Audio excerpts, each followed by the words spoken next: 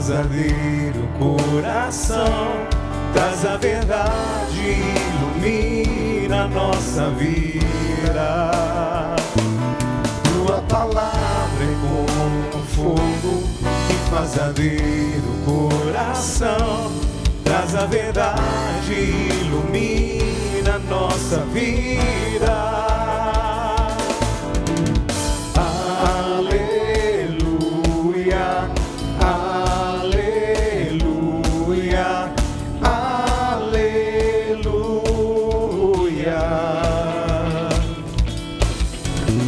aleluia, aleluia, aleluia.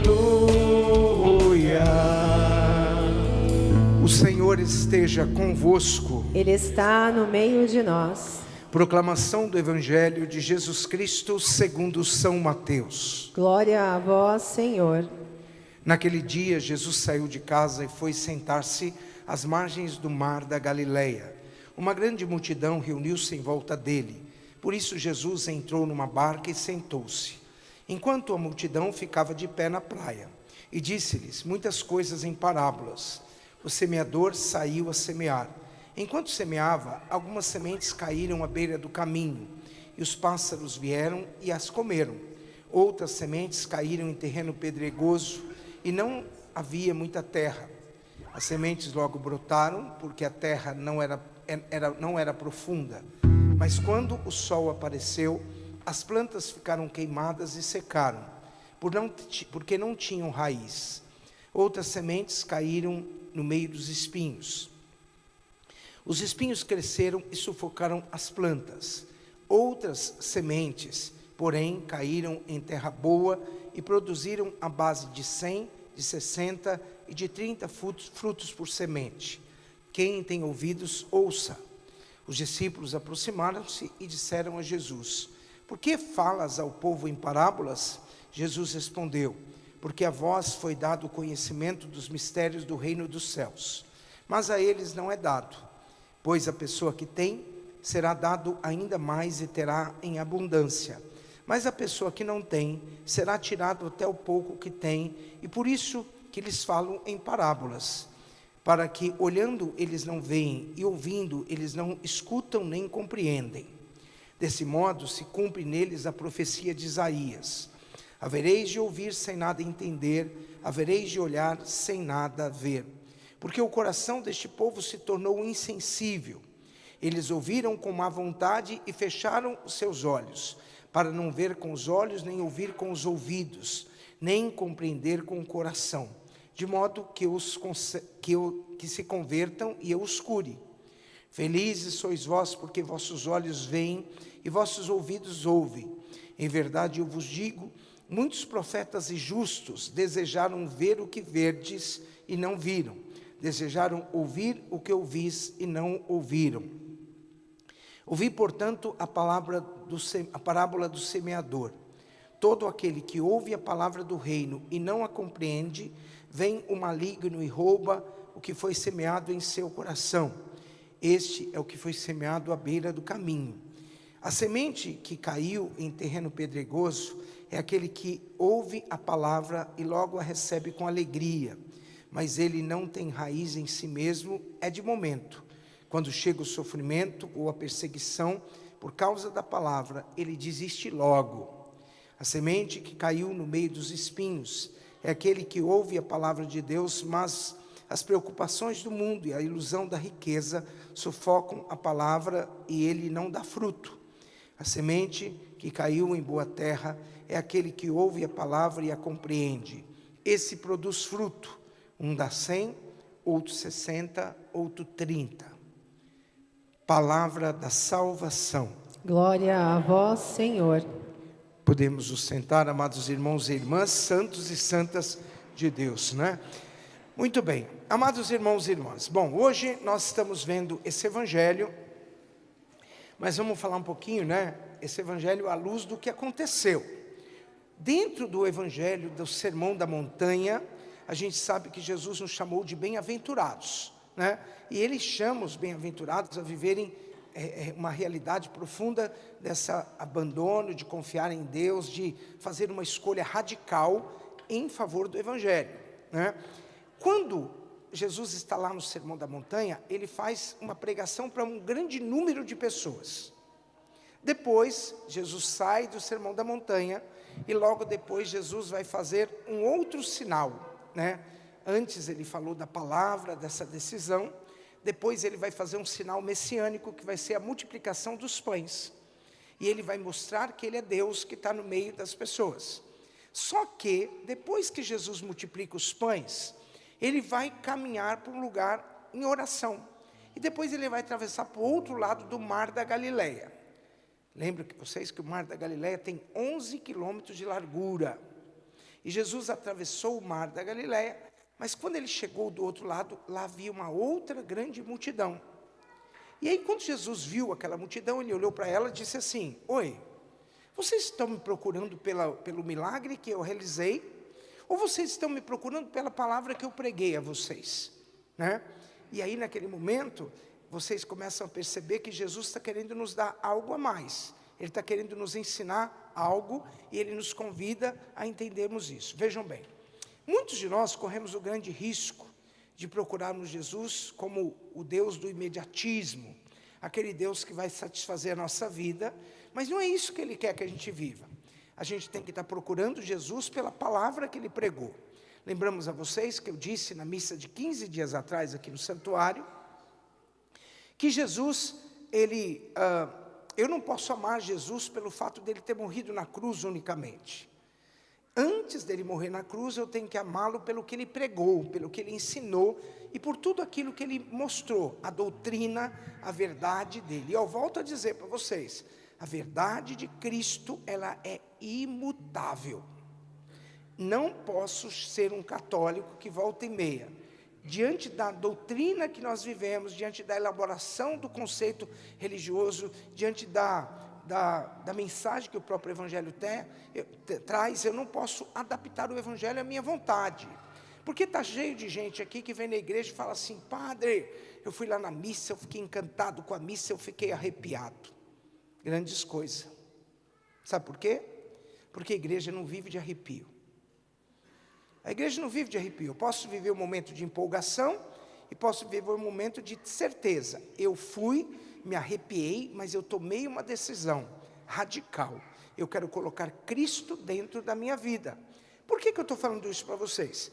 Que segundo os historiadores, aquela multidão que seguia Jesus, que via ele multiplicar pão, que via Jesus pregando, ensinando com sabedoria as bem-aventuranças, que foi um sinal de amor e misericórdia. Quando Jesus morreu na cruz, apenas 500 pessoas mais ou menos tiveram a coragem de dizer: eu sou um seguidor desse Jesus. Nem a palavra cristão não existia ainda, mas quando Jesus estava lá na cruz, teve um monte de gente que desistiu da cruz. Não é assim a nossa vida às vezes? Eu estou aqui na igreja, aí de repente quando eu estou a alguns metros da cruz, eu falo: não quero essa cruz, é muito pesada para mim. Não é assim que Jesus fala? Não é assim que o Evangelho fala? Senhor, nós largamos tudo e te seguimos. Não foi assim que Pedro falou? Jesus falou assim: Pedro, você largou tudo para eu te seguir, mas eu te digo, quem quiser me seguir, renuncie a sua cruz de cada dia e me siga, porque essa é a palavra que eu quero que vocês guardem no coração. E aí nós entramos no Evangelho de hoje, que é o Evangelho que diz que Jesus está falando a uma multidão, e que essa multidão é o que eu descrevi até agora. Havia uma grande multidão e Jesus diz assim: o semeador saiu a semear, e ele lançou a semente. Bom, qual é a função da semente, quando ela é lançada na terra? É germinar. E depois de germinar, qual é a função da semente? Ela dá fruto. Mas por que Jesus utiliza essa imagem da semente? Porque a vida da gente consiste mais em ter alegria na vida, porque há mais alegria em dar do que em receber. Quando você é uma pessoa que permite que a semente de Deus germine dentro do teu coração, e que você se torna alguém que é um alimento vivo na vida de uma pessoa, é aí que você vai encontrar o sentido verdadeiro para a sua vida. Às vezes a gente tem essa mania, né, de pensar assim: bom, eu ouvi a palavra de Deus, mas vou para casa, guardo a semente que eu recebi de Deus dentro de uma caixinha e não permito que ela germine. O cristianismo nos ensina o seguinte, que ele é a religião no qual você só multiplica algo na sua vida se você aprender a dividir. É assim que o cristianismo funciona. Você só aprende a multiplicar algo na sua vida se você aprender a dividir. Então Jesus, utilizando essas imagens da semente, que é o próprio Pai, né? Então o semeador saiu a semear. A iniciativa é sempre de Deus. Sempre de Deus. Sempre Deus vai participar da nossa vida. Sempre Ele vai estar usando a nossa vida. E vejam, tem uma coisa para você. Olha para quem está do seu lado e diz assim, ó, embora você não saiba, Deus acredita que o teu coração é um terreno fértil. Fala para a pessoa, ó, Deus acredita que o teu coração é um terreno fértil, não é? E olha, vou dizer mais, Ele preparou o coração de vocês. Quando Deus te fez, Ele fez para que o seu coração fosse um terreno fértil. E às vezes a gente esquece disso, né? A gente esquece que o terreno é fértil. Esses dias eu fui lá no meu pai. Aí lá na roça a gente tem plantação de café.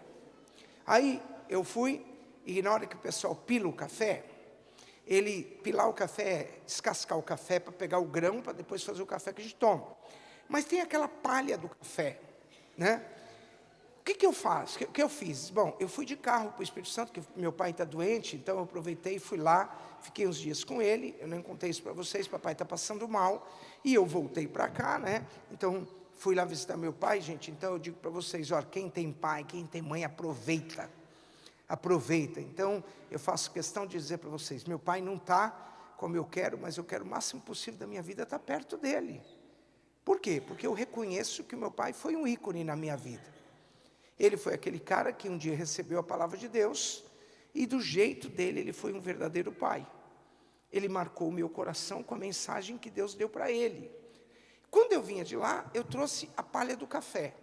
Não a palha, aquela palha seca. Eu trouxe uma palha, porque eu gosto de plantar. Lá em casa tem couve, lá em casa tem, na minha casa aqui, tem couve, tem cebola. Então, quando eu não compro cebola, tá, gente? Em casa eu planto mesmo, aqui na minha casa. E lá tem uma palha que quando você vai e coloca ela na terra, né? É uma palha especial do café. Quando você coloca ela na terra, ela faz com que o adubo faça com que as plantas cresçam muito. Eu trouxe um sacão assim dentro do carro, porque não é pesada, mas eu trouxe, por quê? Porque eu acho que a terra tem que ser adubada, a terra tem que ser preparada, a terra tem que ser mantida úmida, porque a planta cresça, para que o pé de cebola fique com cebola da grossura de um dedo. É assim que a gente tem que fazer, que a cebola fique bonita. Então a terra é preparada. Então Deus, Ele acredita que o nosso coração é um terreno fértil. Deus nunca vai deixar de acreditar nisso. Mas nós deixamos de acreditar. A semente ela é lançada em nós, mas muitas vezes nós deixamos a semente cair à beira do caminho.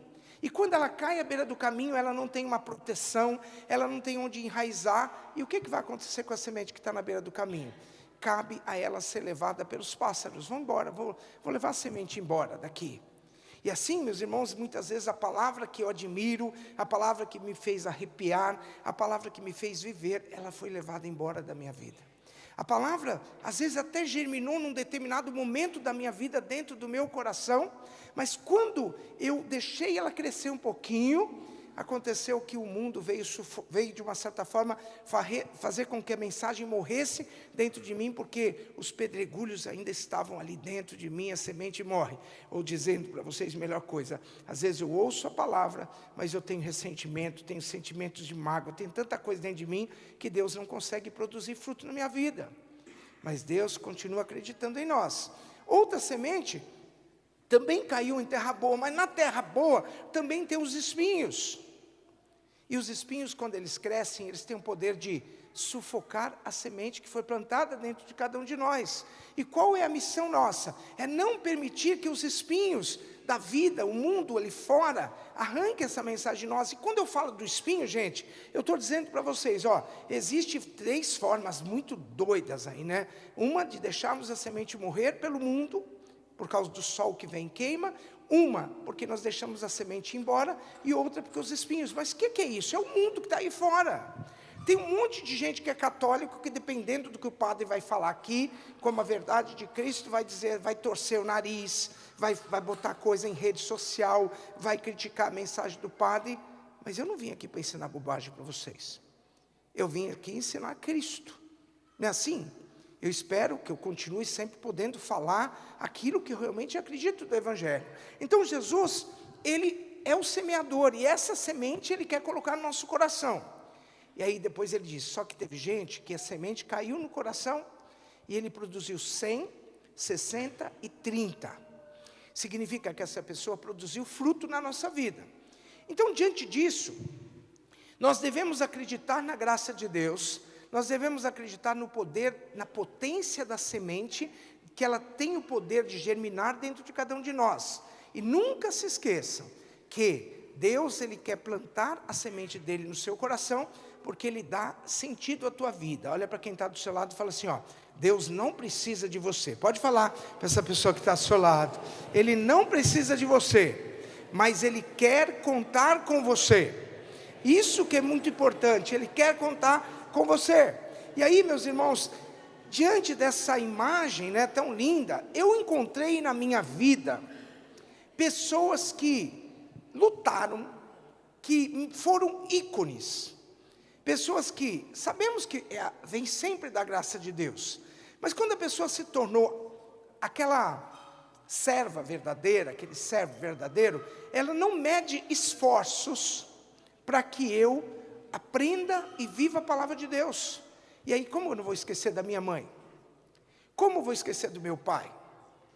Cada um do seu modo foi tentando fazer com que a semente germinasse dentro do meu coração. Como que eu vou esquecer da minha avó? Como que eu vou esquecer talvez de um amigo meu que num determinado momento da vida, ele chegou para mim e foi uma palavra de sabedoria para mim?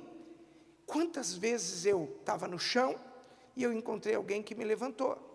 Quantas vezes eu deixei de acreditar em mim mesmo e alguém chegou na minha vida e me ensinou alguma coisa pelo seu testemunho religioso que ele viveu? E aí, meus irmãos, talvez o grande problema na nossa vida é a gente sempre achar que o outro tem mais para nos dar. Nós somos sanguessugas. Sabe por quê? Porque eu quero sempre do outro, mas eu sequer me movo para ser alguém que está semeando o amor dentro do coração das pessoas. Eu sequer faço alguma coisa. A gente vive isso de modo muito profundo. E aí eu vou falar para vocês. Hoje, ouvindo esse evangelho, eu sei que Deus é o semeador. E Ele colocou na minha vida pessoas muito especiais. Então eu vou primeiro pegar para vocês pais. Pai e mãe, eu sei que é difícil. Outro dia eu falei, 15 dias atrás aqui, né, na internet eu vi uma psicóloga falando sobre como educar os filhos. Olha, hoje eu peguei umas crianças no colo aí e falei, me deu vontade de ser pai, mas já passou. Aí alguém outro dia chegou para mim e falou assim, padre, eu acho tão ruim a igreja, vocês não casarem. Posso falar? Se eu fosse casado eu seria rabugento. É verdade. Deus me permitiu ser padre porque não acreditava em mim como leigo. Mas não é porque eu não queira casar, não é porque eu não casei, que eu não sei entender o casamento, gente. Guarde isso na cabeça. Eu sei entender o casamento, muito mais do que vocês imaginam. Porque depois de ouvir tantas pancadas na cabeça de gente que está vivendo crise de casamento, se o padre não soubesse sobre o casamento, mas eu imagino assim, não é porque eu tenho estado de vida de ser padre, que seria fácil para mim estar aqui na frente, defendendo o casamento, e o meu casamento de repente vem acabar. Como é que eu falaria para vocês do sacramento, se eu não conseguir sustentar o meu próprio sacramento? Pararam para pensar? Não que isso seja o motivo real, mas eu fico pensando nisso, né? Então, gente, nunca fiquem preocupados quando alguém fala assim, padre, por que padre não casa? Você podia casar. Eu falo, cuida da sua vida. Eu falo desse jeito, cuida da sua vida, deixa que eu cuido da minha. Mas aí voltando, então, dentro do relacionamento, eu, por exemplo, fico imaginando essa psicóloga falando sobre como os pais devem lidar com seus filhos. E eu achei muito interessante, quando ela contou assim que o pai que não exige do filho que ele arrume a cama dele, o pai que não exige do filho que ele aprenda a lavar a louça do café, o pai que não exige do filho o ensinamento dele de entender como é que a comida chegou na mesa. O pai que não exige do filho algumas atitudes simples. Esse menino, essa pessoa, ela não vai encontrar o sentido para ela dentro da sociedade, em qualquer lugar que ela estiver. Ouça o que o padre está falando. Eu estou falando que uma psicóloga eu achei muito legal. O filho levanta de manhã, o filho chega, a cama está arrumada porque alguém foi lá e arrumou. O filho foi para a escola, levantou, quando chega lá o café está na mesa. E aí o filho chega para a mãe e fala, mas eu não quero ovo desse jeito, eu não quero pão desse jeito, eu não quero isso desse jeito. E a mãe fica lá se matando para montar aquele prato porque a criança tem que comer. Vejam, mamãe tinha uma vara de pêssego atrás da porta. E eu não precisei de psicólogo por causa da vara de pêssego. Algum educador vai chegar para mim agora e vai falar assim, esse padre foi ridículo. A gente não tem que espancar ninguém. Vocês sabem como é que eu sou? Mas eu tenho que saber o meu limite dentro da minha família. Então, esse negócio de... O filho levantou a cama, daí a pouco está arrumada para ele. O filho levantou a toalha, tem que ser dada na mão. O filho levantou a roupa, tem que lá ser separada para ele. Tem uma hora que a criança tem que crescer. Tem uma hora que você precisa ser aquela pessoa que cria no seu filho uma possibilidade de criatividade. Porque senão ele não vai encontrar dentro da sociedade o verdadeiro sentido para a vida dele. E eu falo para vocês. Aí ele chega da escola, o almoço está na mesa. Aí meu filho, você está cansadinho, vai deitar um pouquinho. Não é assim que faz? Aí o filho levanta, está lá o café da tarde, está a janta, e ele não sabe quanto que o pai precisou lutar para botar aquela comida na mesa, ele não sabe de nada. Então, isso aí é psicologia, gente. Ajudem os filhos de vocês. E eu falo por que eu estou falando isso? Porque lidando com alguns jovens, eu fico observando, porque eu sou um cara que não parece, mas eu tenho um olho no peixe e outro no gato. E eu sou uma pessoa que percebo na vida da comunidade o vazio existencial que existe na vida de algumas pessoas que tiveram tudo na mão, e o que é uma pessoa que o pai e a mãe exigiram que eles tiverem uma postura de vida, uma atitude de vida. É notório a gente vê jovens que às vezes se mutilam por bobagens porque não encontraram sentido para a vida. Jovens que ficam toda hora falando de morte, de um monte de coisa, porque não encontraram o sentido da vida. Eu penso que se fosse lá na roça, a melhor cura seria uma rabilonga. Já ouviram falar o que é uma rabilonga? É uma enxada desse tamanho para capinar uma leira de café de 1 quilômetro. A pessoa nunca mais vai saber o que é isso aí. Então, estou falando isso? Estou sendo grosseiro? Sim ou não? Então tá bom, então eu vou continuar falando. Mas enfim, de tudo isso que eu queria falar para vocês é o seguinte: enquanto você e pai e mãe não semearem a semente verdadeira de Deus no filho de vocês, o diabo virá semear no lugar de vocês. É verdade. Aquilo que vocês não fizerem pelos filhos de vocês, o diabo vai vir e vai fazer. Então, sejam responsáveis em serem continuadores de distribuir essa semente dentro do coração do filho de vocês. Para encerrar, eu fui para o Espírito Santo. E lá no Espírito Santo, eu fiquei louvando e agradecendo a Deus. E nem sabia que isso ia acontecer, né? Mas eu fiquei louvando e agradecendo a Deus porque eu conheci um padre na minha época de adolescência, de criança mesmo. O nome dele chamava Padre Antônio Volkers. Era o padre da minha comunidade. Toda vez, vocês não sabem, mas toda vez que eu estou ali no altar purificando o cálice, depois da missa, eu me lembro desse padre. Por quê? Porque quando eu era criança, eu só levantava depois que eu comungava, depois quando o padre falava, oremos. Eu passava o tempo todo ajoelhado, enquanto o padre não terminava de purificar. Mas eu tinha o hábito de fazer assim, ficar rezando, mas levantar meus olhos e ver o que o padre estava fazendo no altar. Claro que o joelho já estava doendo. Mas eu tinha uma admiração muito grande pelo padre que purificava o cálice. E aí outro dia eu estava atendendo um menino aqui na igreja, ele falou uma palavra tão linda que ele disse assim, padre, eu queria me confessar. Eu falei, tudo bem. Aí eu falei, o que você quer falar? Sabe o que é, padre? Eu andei revisitando as minhas memórias. E eu vi que tem algo na minha vida que eu preciso confessar para um sacerdote. Gente, o menino, quase que eu dei um beijo nele. Por quê? Porque ele falou com uma sabedoria. Eu andei revisitando as minhas memórias, que às vezes a gente não volta para as nossas memórias. E aí eu me lembrei desse padre que purificava o cálice, e que naquele momento ele estava tendo um influxo sobre a minha vida. Ele estava tendo algo, produzindo uma imagem, e que talvez tudo que eu tenho aqui hoje, eu posso atribuir também a esse homem, que foi o sinal na minha vida. Ele foi um ícone para mim. Ele estava lançando daquele jeito uma sementinha. Por isso, aí eu voltei, esses tempos atrás na minha comunidade, não agora.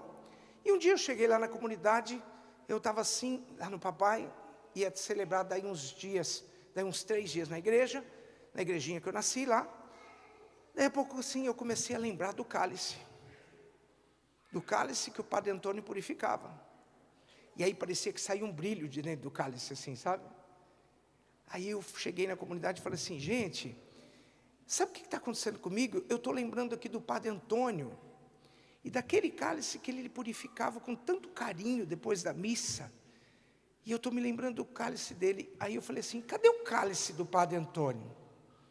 Aí o pessoal virou e falou assim, padre, você acredita que a gente encontrou o cálice do Padre Antônio essa semana, porque ele estava sumido, que a gente não sabia onde ele estava? Aí quando eu cheguei lá, eu vi aquele cálice, eu fui tomado de uma emoção. Aquela memória veio na minha vida, né? Aí o que eu fiz? Falei assim com eles, me dá esse cálice para mim. Trouxe o cálice aqui para São Paulo, procurei uma empresa de restauração, que me deu de presente a restauração, e eu restaurei o cálice da minha comunidade. Levei o cálice de volta, e hoje eu celebro a missa quando eu vou lá com aquele cálice daquele homem que marcou a minha vida. Portanto, meus irmãos, o que eu quero dizer para vocês é o seguinte, ele lançou uma semente. Eu não sou a semente que germinou de modo perfeito, mas eu agradeço todo dia porque ele foi um ícone na minha vida. Amém? Então deixa a semente de Deus germinar no seu coração. Amém? E seja sinal e semeador da mensagem de Deus no coração das pessoas. Só isso. Pode parar agora? Acabou? Sim ou não? Está faltando o quê? Está faltando a música. Eu não ia deixar vocês livres. Então, essa música quem cantou foi o Roberto Carlos, mas ela foi escrita pelo Antônio Marcos. Eu esqueci de falar isso de manhã, então me cobraram, né? Mas essa música é linda. Vocês me ajudam a cantar? Crianças, vocês não conhecem essa música porque ela é muito atual. Tá bom? Mas é uma música linda. Vamos lá.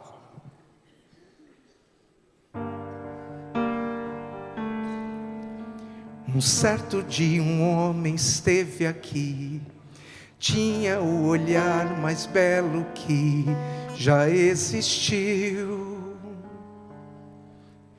Tinha o olhar... Vamos começar de novo. Já que é bonito, vamos fazer bonito. Vai lá.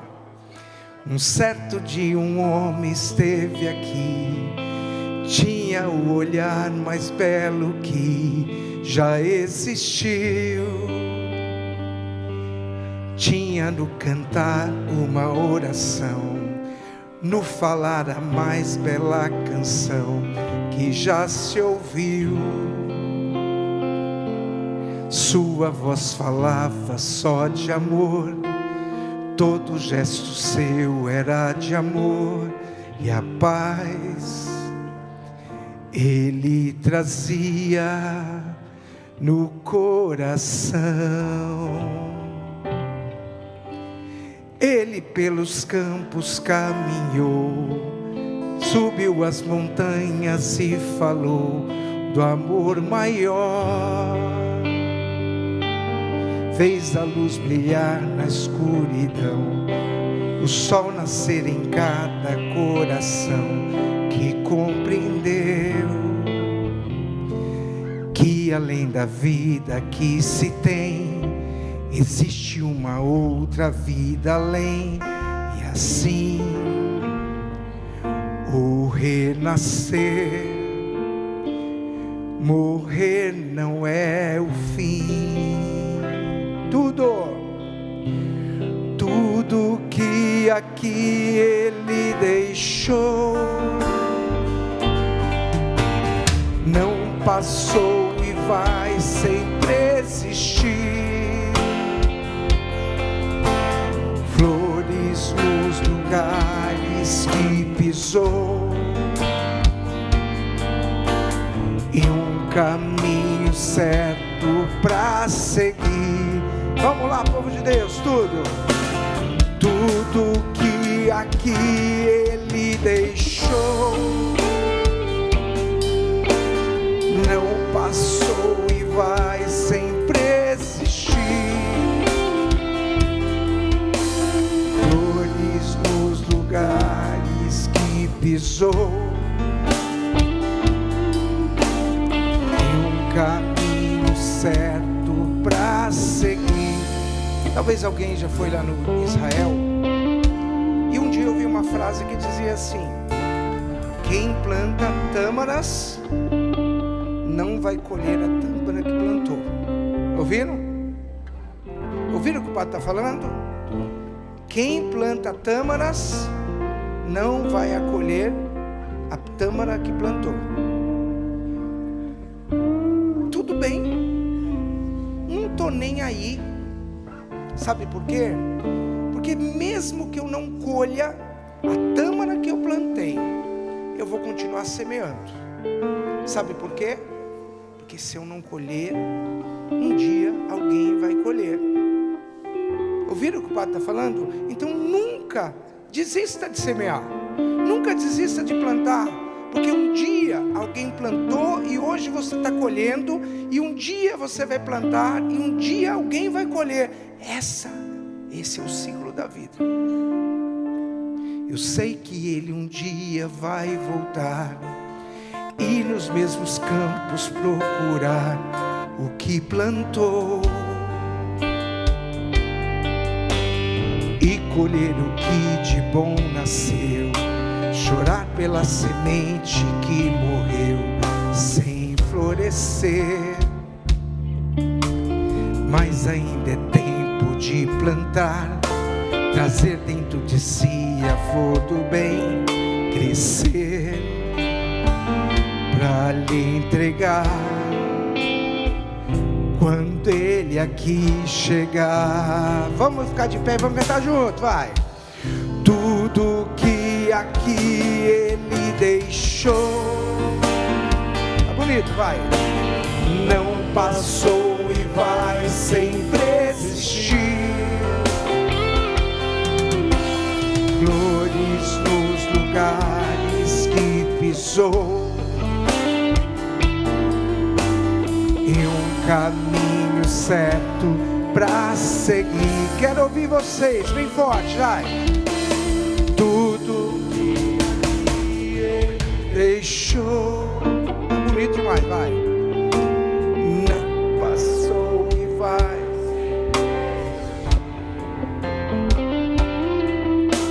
Flores nos lugares que pisou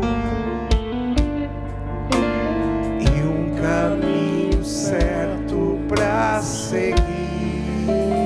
Amém?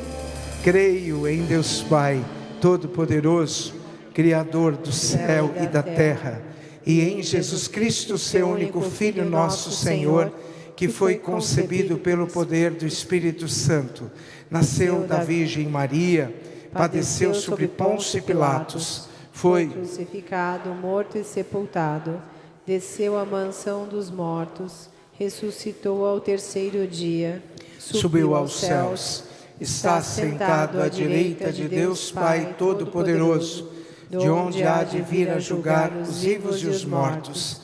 Creio no Espírito Santo, na Santa Igreja Católica, na comunhão dos santos, na remissão dos pecados, na ressurreição da carne, na vida eterna. Amém. Podemos nos sentar, com alegria vamos fazer o nosso ofertório cantando.